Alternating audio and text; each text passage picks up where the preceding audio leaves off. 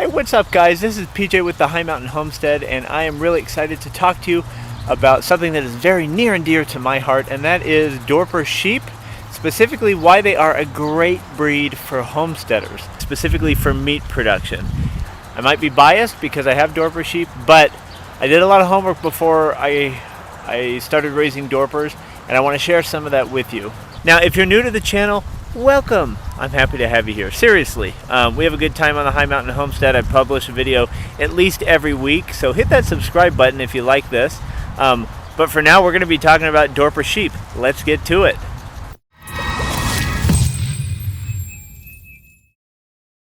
Small story, sheep are one of the reasons that I got into homesteading. They were the catalyst for me to actually take the plunge into moving out of a townhome with the family and getting into homesteading.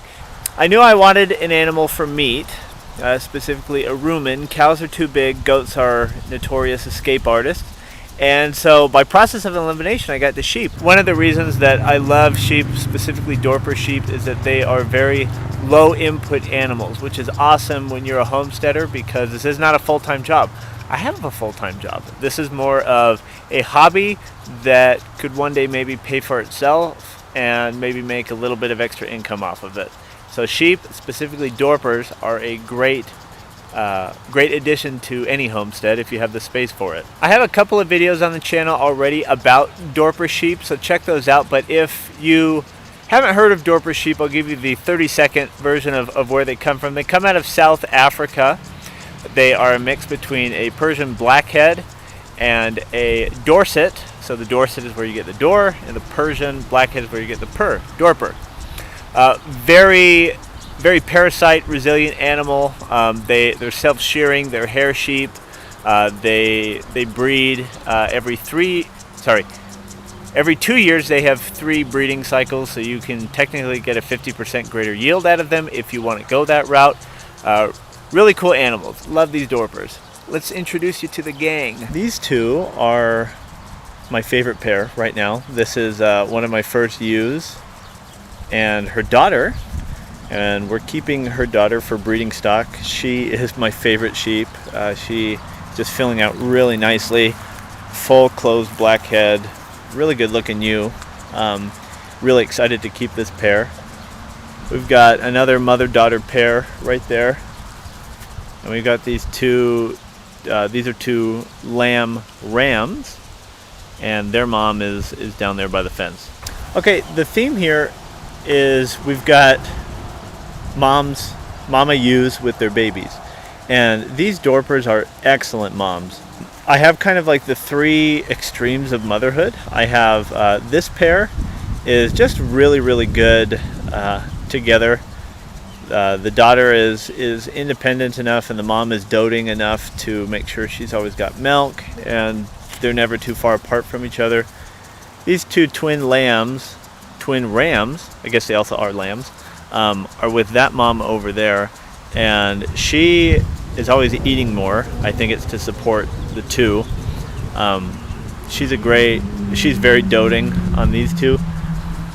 And this mom is a little bit more headstrong. I saw her, actually had to intervene because I've got this, you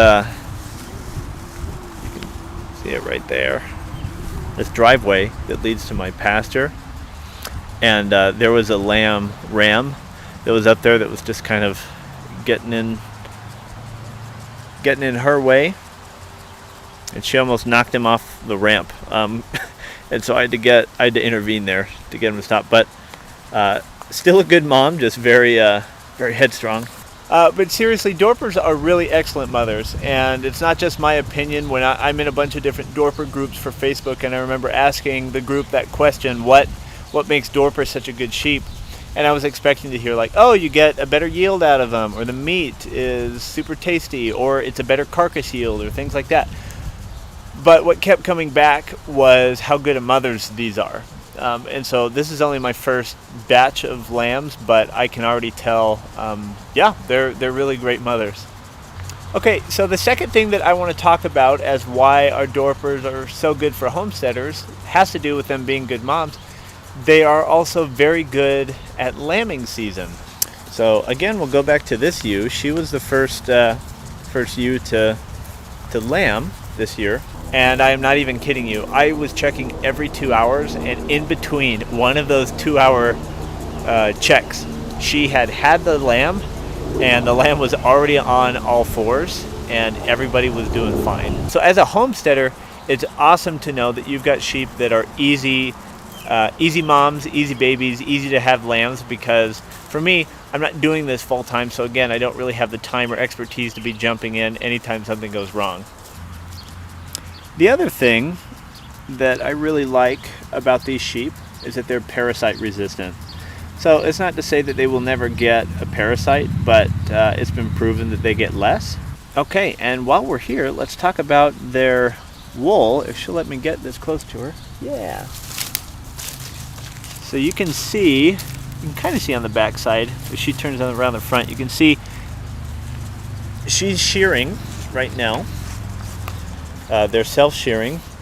This one came to me sheared. I bought her after she had lambed, so they were nice enough to shear her for me.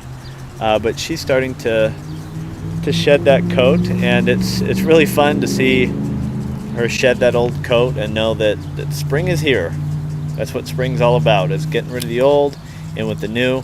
But it's nice, again, because as a homesteader, this isn't my full-time job. I don't want to have a big whole day for shearing. So it's really nice to know that they can get the bulk of their wool off themselves. They kind of get off their chest area and their sides really well, because they can rub that on a tree or a stump or something like that. But the tops we might still have to shear. But since they're hair sheep, not wool sheep, it's not like I'm doing much with the wool anyway. So I don't mind that it comes off in clumps, and it's a little bit messy. It looks kind of cool, I think. Okay, maybe my favorite thing about Dorper for homesteading is their ability to forage and eat pretty much anything that's green. So remember how I talked about how they came out of South Africa? One of the reasons they've become so prolific there is because South Africa is not known for their lush pastures, and so having sheep that can turn roughage into food is really beneficial. If you couldn't tell, a few trees have fallen down here in the past few days. We hired a crew to take down some trees. Over here in Utah, we have just really terrible windstorms, and when you've got trees this tall, me and my wife will just listen and be like, please do not fall over. And of course we do get some stuff that falls over, but we had some trees taken down, and it's really awesome because they'll eat these leaves. They pack away the leaves. They love it. And so that's really great, because I want sheep that again are low input.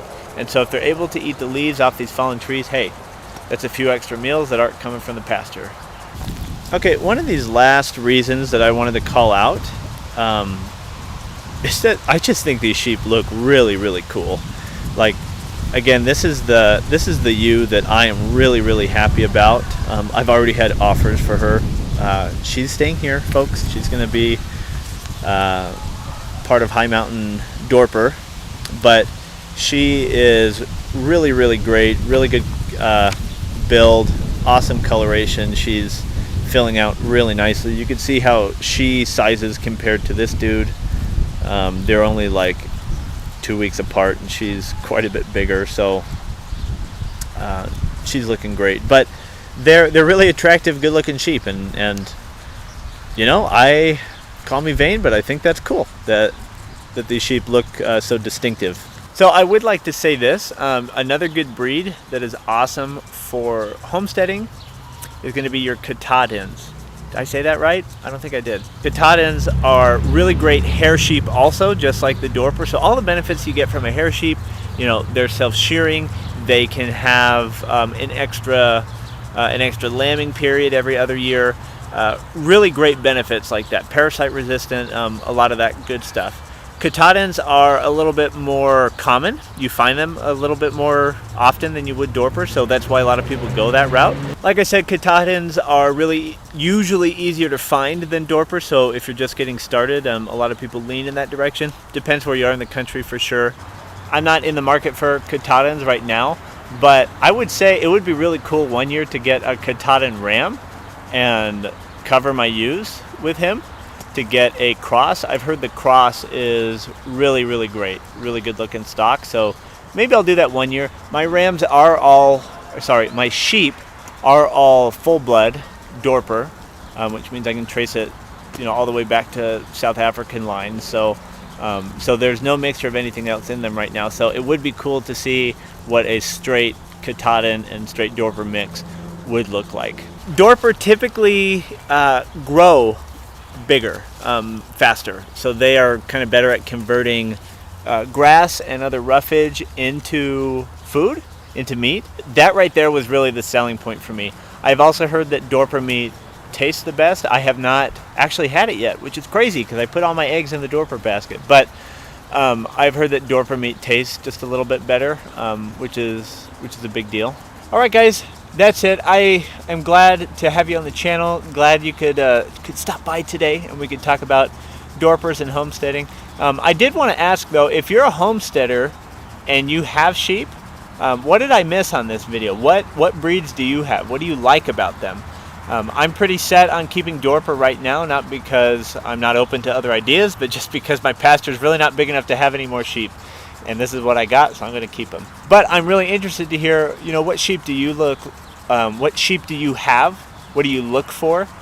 I want to know because I am really interested in keeping sheep and love hearing what the community has to say. Thank you for watching this video. If you are new to the channel, please subscribe, please like the video. It goes a very long way as we are starting out at the High Mountain Homestead over here. And if you are a homesteader and sheep or Dorper sheep were not on your radar, I hope they are at least a little bit on your radar right now. Until next time, I'm PJ with the High Mountain Homestead, and I will see you on the next video.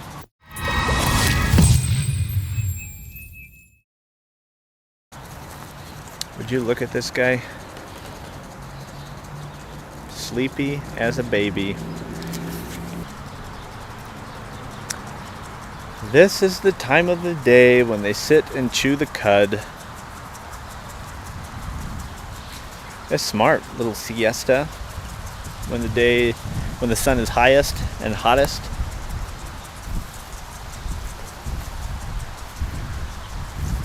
This is my favorite sheep because she lets me get so close. Yeah.